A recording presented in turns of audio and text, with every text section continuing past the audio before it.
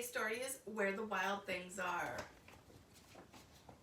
The night Max wore his wolf suit and made mischief of one kind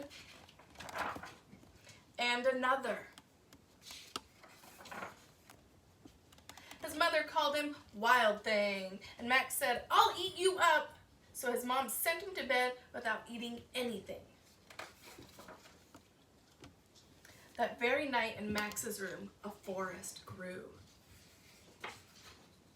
And grew. See it growing? It grew until the ceiling hung with vines and the walls became a world all around. And an ocean tumbled by with a private boat for Max, and he sailed off through night and day. It has his name on it.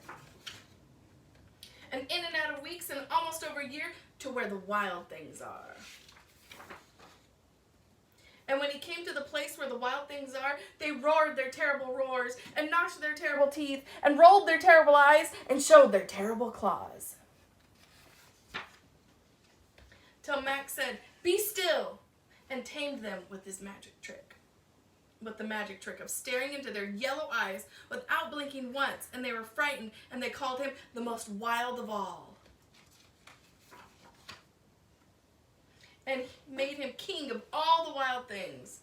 "And now," cried Max, "let the wild rumpus start."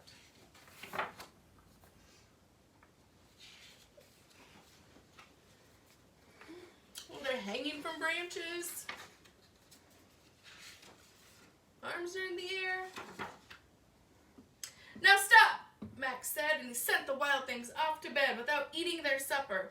And Max, the king of all wild things, was lonely and wanted to be where someone loved him best of all. Then all around, from far away across the world, he smelled good things to eat. So he gave up being king of where the wild things are. But the wild things cried, "Oh, please don't go. We'll eat you up. We love you so." And Max said, "No." And the wild things roared their terrible roars and gnashed their terrible teeth and rolled their terrible eyes and showed their terrible claws. But Max stepped into his private boat and waved goodbye. And sailed back over a year and in and out of weeks and through a day. And into the night of his very own room where he found his supper waiting for him. There it is. And it was still